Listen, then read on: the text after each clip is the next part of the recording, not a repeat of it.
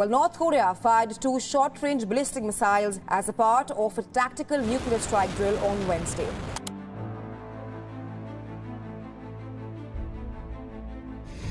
North Korea has always been a mystery. This place is one of the most isolated countries in the world. The truth is, most people don't know anything about this strange land. But we've dug out some of the most shocking facts about this oddball nation in this video. And you better believe North Korea doesn't want us to tell you about this stuff. Outside analysts describe the vote every 5 years as a ritual. From the army of teens who serve the leader to the pretty corrupt election system, here's 20 dark secrets North Korea doesn't want you to know about.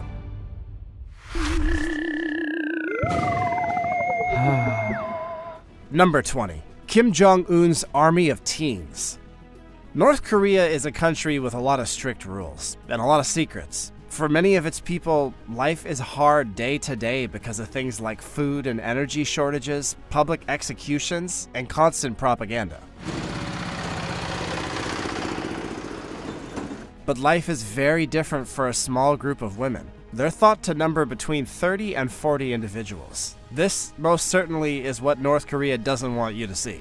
These women, who are part of the Gepeumjo, or Happiness Squad, are chosen to make Kim Jong-un, the supreme leader, and his close friend group happy. In exchange for their work, they're given nice places to live and lots of money and household luxuries. I'll let you use your imagination, but as you might imagine, these women have to pay a pretty hefty price for those rights. They're pretty much pushed into this job, and the powerful elite expects them to do whatever they want. And refusing is not a choice, because the results could be pretty awful, like putting your entire family to death. Kim Jong-un's grandpa, Kim Il-sung, started the practice of sending out pleasure teams in the 1970s. For decades, nobody knew that these teams existed. However, defector stories have shed light on this dark part of North Korean society. Even though the practices stopped for a short time, it started up again in 2015, disproving the theory that it stopped because of Western influence. Instead, it continues in the dark, giving a creepy look into the secret lives of North Korea's ruling class. For something a little bit less creepy, how about you like and subscribe to our channel? That is, if you want to find out more mind-blowing facts about stuff like North Korea. Don't worry, Kim Jong-un won't find out. It's our little secret. Number 19. North Korean elections. In North Korea, elections for the Supreme People's Assembly are held every 4 to 5 years. Votes for the local people's assemblies are held every 4 years. However, big surprise, international observers don't think much of these elections. This is because all the seats are won by the Democratic Front for the Reunification of Korea, which in turn is controlled by the ruling Workers' Party of Korea. People say that turnout is close to 100% and that almost everyone agrees with the candidates, but a lot of people have said that these elections are fake because there isn't ever any real competition or even choice. Critics say these elections are more like a political census, because places aren't really up for grabs. There aren't really any alternatives. If you don't vote for the approved candidate, you could be charged with treason. This could result with stuff like losing your job. Even though the elections look like they're fair, they end up strengthening the power of the party in charge. Number 18. North Korean hackers. A recent study showed that in 2022, hackers stole a huge $3.8 billion worth of crypto. This was the most ever stolen in 1 year.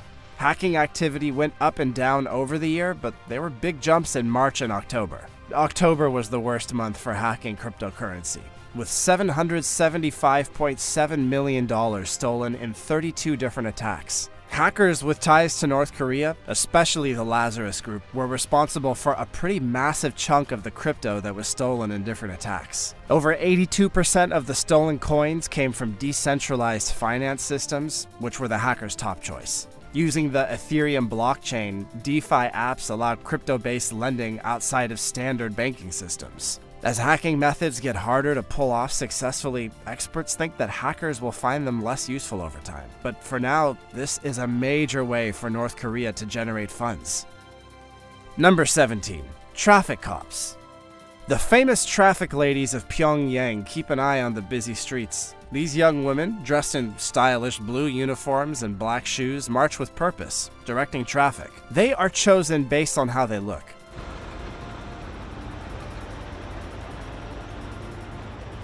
This has to be in line with the established ideals of society, but they can only do this job for a short time. They have to leave at age 26 or if they get married. The correct name for these women is traffic security officers, and they're actually officers in North Korea's security forces. Even though most crossings now have traffic lights, they still direct traffic and show serious commitment to their jobs. They do more than just handle traffic, they're also representatives for the main city. Tourists and journalists love to take pictures of the traffic girls because they represent Pyongyang. They say their dedication comes from how much they respect their leader. This constant commitment keeps them going, even when they have to go through hard training sessions. They stand tall as symbols of discipline and loyalty in a country known for its traditional values and respect for its leaders. Traditional values. Where else do I hear that a lot?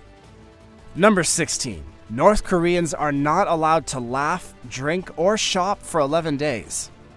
As North Korea remembered the 10th anniversary of Kim Jong-il's death in 2021, people were not allowed to laugh, or drink alcohol, or do other fun stuff for 11 days. Imagine that. It's longer than you probably think. On December 17th, the day that the elder Kim died, you couldn't even go food shopping. North Koreans take grief very seriously, and breaking the rules can lead to arrest and severe punishment. Kim Jong-un led the events to honor his father. He wore a trendy black leather trench coat. North Koreans all over stood still and bowed as a sign of respect to their former leader.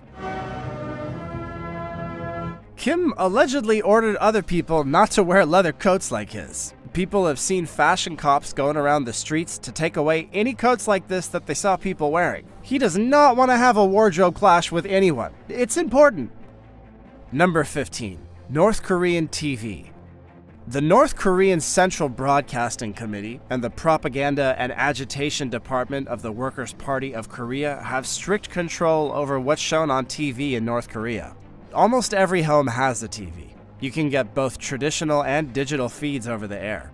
For analog TV, PAL 576i systems D and K are used, and for digital TV, DVB-T2 is used. Korean Central Television, Mansudai Television, Yeongnamsong Television, and Athletic Television are the 4 biggest TV stations. They are, of course, all owned by the government. North Korea cleverly only sells TV with PAL and DVB-T2 systems, so people can't watch shows from South Korea or even China. That's right, can you imagine? They don't want North Koreans seeing what's happening in that liberal paradise of China. North Korean government has a tight control over what's said on the air. Most of what it says praises the country's leader and spreads state propaganda. There are a lot of educational and journalistic shows, and the standard of shows has, in fact, been getting better over time. North Koreans can also watch weather reports on TV to learn about climate change and how weather affects the economy. Number 14. North Korea Camp 22. Camp 22 in North Korea is one of the most brutal prisons in Asia. It's 87 square miles and holds about 50,000 prisoners, most of whom are there for questioning the government in some way and ending up with a life sentence as their answer. Electric gates, barbed wire, traps, and armed guards protect the huge buildings. Inmates have to deal with tough conditions. This includes hard labor, small amounts of food, and regular beatings. Recently, it was said that Camp 22 closed after the camp's warden and another soldier fled to China. The warden's decision to leave is serious because the job is very important and it's handed out directly by the National Security Agency. This means the warden may have secret information about high-ranking officials. Camp 22 became known for how badly it treats prisoners, including beatings every day and other forms of torture. It was shocking when outsiders learned that 20 to 25% of prisoners each year because of the conditions. This sad truth shows how oppressive North Korea's government is, and how far it will go to quiet criticism and keep control over its people. Because these camps are kept secret, it's hard to fully understand what the people who went there are held through. Number 13. North Korea power outages. In January of 2014, an astronaut took this picture of North Korea and its neighbors. It was shot from the International Space Station. The picture shows that South Korea and China had bright city lights, while North Korea was pretty dark. North Korea has made some progress in lighting up at night over the past few years, but it's done so more slowly than its richer neighbors. Kim Jong-un's building projects, like industry centers, housing projects, and construction sites, line up with the newly lit areas. This is clear in places like Samgyeong, where whole towns can now be seen as tiny dots on nighttime images. Even though the country is trying to generate more energy, there's not always enough supplies. The newly finished Orongchong power plant, which took 40 years to build, is one step towards solving this problem. But North Korea's night lights are still not as good as those in Myanmar and other developing countries. Solar and green energy solutions are helping to fill some gaps, but there's still big changes that have to be made. North Korea's main energy problems are caused by a few things. A lack of infrastructure, international isolation, and a lack of access to modern technology are the main ones. The country's power problems are made worse by the fact that it uses outmoded energy systems. Number 12. The punishment of 3 generations. North Korean law is based on something called 3 generations of punishment. This means that if someone is found guilty of a crime, not only they, but also their children and grandkids will have to pay for it. This policy is a brutal way for the regime to keep a tight grip. If someone's found guilty of a crime under this method, their whole family can end up being screwed for decades. The whole family can even end up in jail because of the acts of one person. Your sentence might be hard labor in prison camps for the rest of your life, even though it was your granddad who broke the rules. Human rights groups and the rest of the world have criticized the 3 generations of punishment policy. They say it's cruel and doesn't respect human rights. North Korea's jail camps, which are also called Kwanliso, have been the focus of many human rights reports that describe the harsh conditions and serious violations of human rights that happen there. Number 11. North Korea's religion. In its constitution, North Korea says people have freedom of religious beliefs, but in fact, the country is an atheist state, and the government restricts religious practices. When people try to follow their faith, they face meddling and repression. Unauthorized religious groups are especially at risk, and people who try to convert others or have ties to foreign Christian groups that work in China are arrested and given harsh punishments. Defectors claim that members of secret Christian churches have been arrested and even executed by the state. North Korea's control over religion is part of a larger plan to keep tight political control and stop any possible resistance. The government wants everyone to just be loyal to the Kim family. It also wants adherence to the Juche state philosophy, which puts self-reliance and loyalty to the state above everything else. Number 10. Being cut off from the rest of the world by force. The people of North Korea are completely cut off from the rest of the world by their own government. It's against the law to leave the country without permission from the government, and those caught trying to leave face harsh punishments like torture, forced work, or life in political prison camps. Even officials and athletes who are allowed to go abroad are closely watched and given an ideological debriefing when they return. Normal North Korean people don't have much contact with people from other countries. People hired by the government usually follow foreigners who come to the country. Serious problems can occur if you even hang out with outsiders or have any kind of unauthorized contact. This is a key part of the regime's power over its people, because it keeps them from hearing other ideas or even just getting information that might make them question the state's propaganda and ideology. North Koreans are taught from a young age to worship their leaders and respect the government. This is done through constant messaging and spying. Number 9. North Korea's internet rules are weird.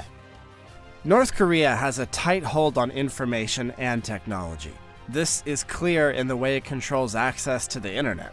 In North Korea, you need permission from the local government to even own a computer, and all personal computers must be registered with the police. It's similar to owning a dangerous weapon like a shotgun in most countries.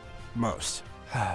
Fax machines are also not allowed to be owned by regular people, and to send a single fax, you need permission from a high-level official. Pirated DVDs of South Korean TV dramas, you might ask? Well, those could get you a tough term in a work camp, even if you're just caught with them, not selling. Even with all of these tight rules, North Korea does have internet access, though it's very restricted and closely monitored. The Kwangmyong is North Korea's version of the internet. It's a tightly controlled and limited network that's different from the rest of the internet.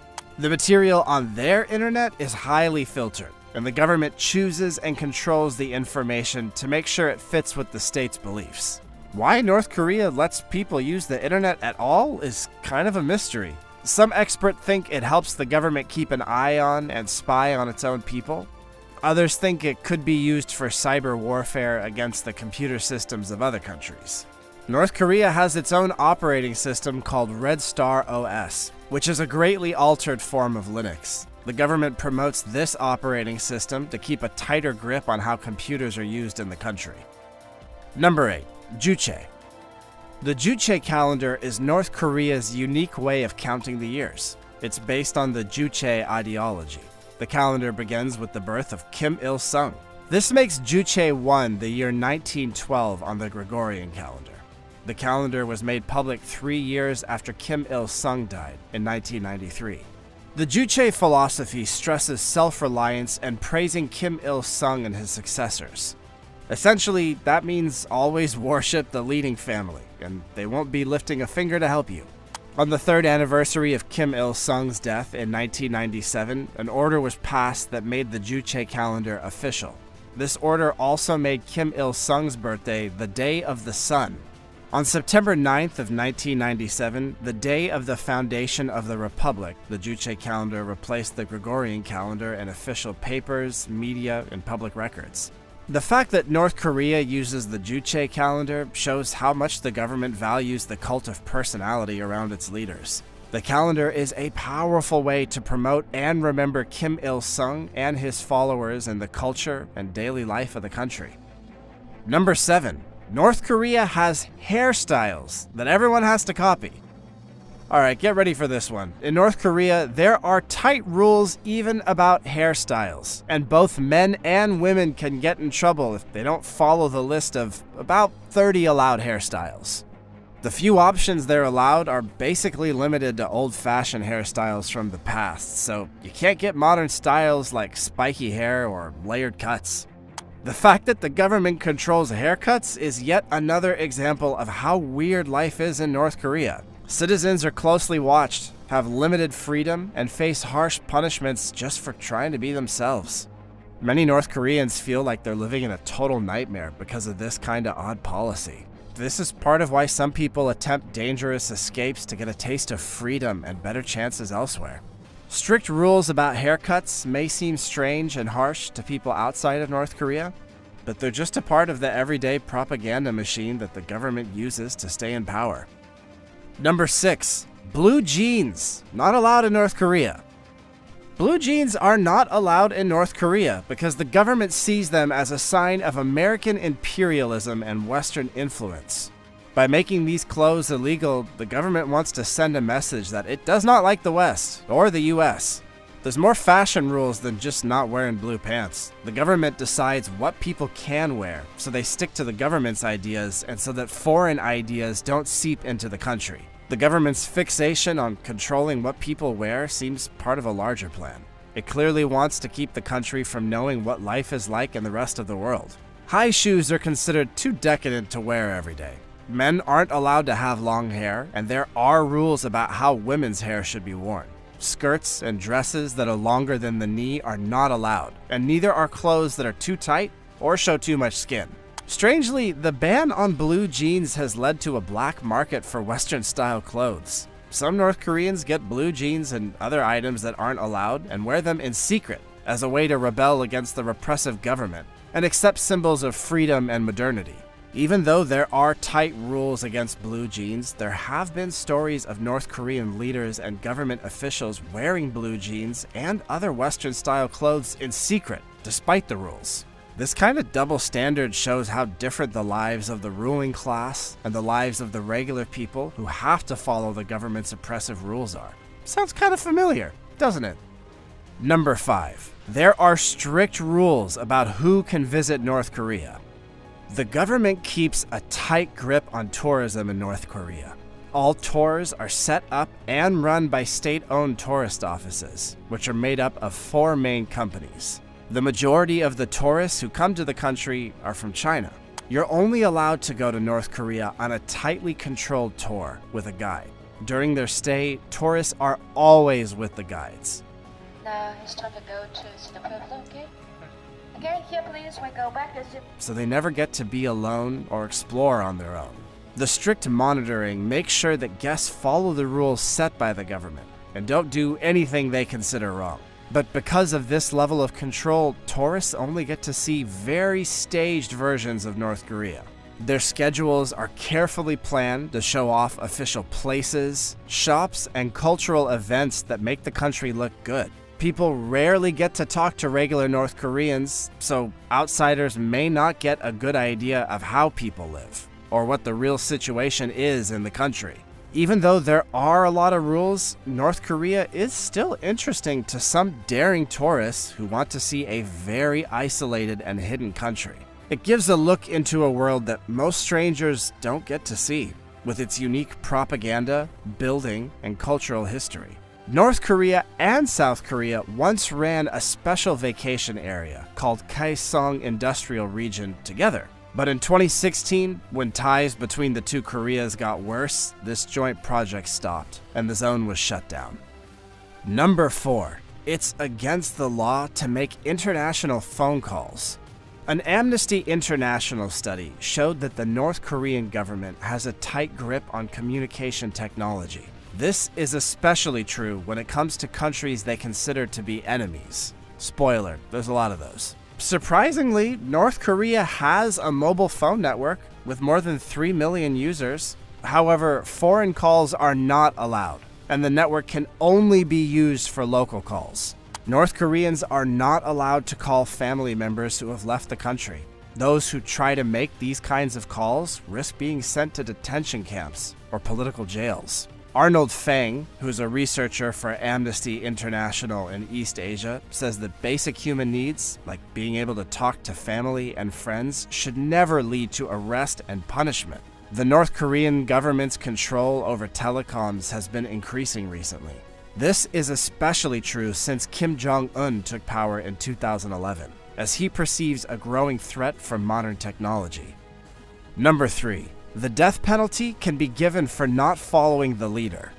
South Korea's intelligence agency says that an anti-aircraft gun shot North Korea's defense minister, Hyung Yong-chol, for allegedly being disrespectful to the leader Kim Jong-un. That's a pretty intense way to die. The minister was in front of hundreds of officials. Hyun had been named Minister of the People's Armed Forces less than a year before, and had spoken at a security meeting in Moscow just before his death. He's thought to have lost his job/life because he didn't respect Kim Jong-un. This was due to him falling asleep at a military event, so he was arrested and executed without a trial. Anti-aircraft fire is a particularly brutal and violent way to kill someone. It's usually saved for high-ranking officials who have done something wrong and are being shown up by the leadership. The execution happened at a military school in North Pyongyang, and many people were there to see it. Number 2. North Korea has its own rules for basketball. Basketball in North Korea is not like any other game. Under Kim Jong-il's impact, the country's made its own rules, and they're different from international norms. One rule that stands out: slam dunks are worth 3 points. This also makes the game more exciting, and it turns every dunk into a big score. Also, 3-point shots have a whole different meaning in North Korea. If a 3-point shot is nothing but net, the team gets 4 points. This gives players a reason to try to make perfect shots. In North Korean basketball, free throw precision is also a big deal. If a person misses a free throw, they lose 1 point. This encourages them to get better at hitting from the line.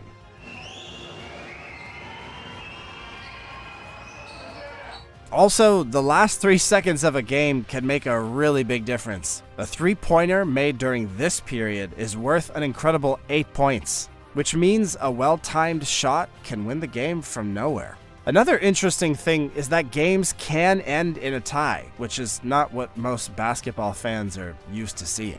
These unusual rules show how North Korea looks at sports and how it wants to give its basketball players and fans a unique experience. In spite of their isolation, basketball is super popular there. The country even has its own professional basketball league. And in 2013, former NBA star Dennis Rodman played a game in their league. This strange event was the very first time since Kim Jong-un became leader of North Korea that an American met with him. Rodman's trips to North Korea certainly caused a stir in the global media. Rodman went to basketball games and even sang happy birthday to Kim Jong-un on a TV show. He said Kim would be his, quote, friend for life, and stood up for the boss when he was criticized. Even though Rodman tried, his basketball diplomacy didn't do much to improve ties between North Korea and the rest of the world. In recent years, Rodman's been going to North Korea less often. It seems like he's grown apart from his friend for life. Still, his strange relationship with Kim Jong-un remains a fascinating part of North Korea's, well, let's just say complicated relationship with the rest of the world. Number 1. North Korea has banned K-dramas.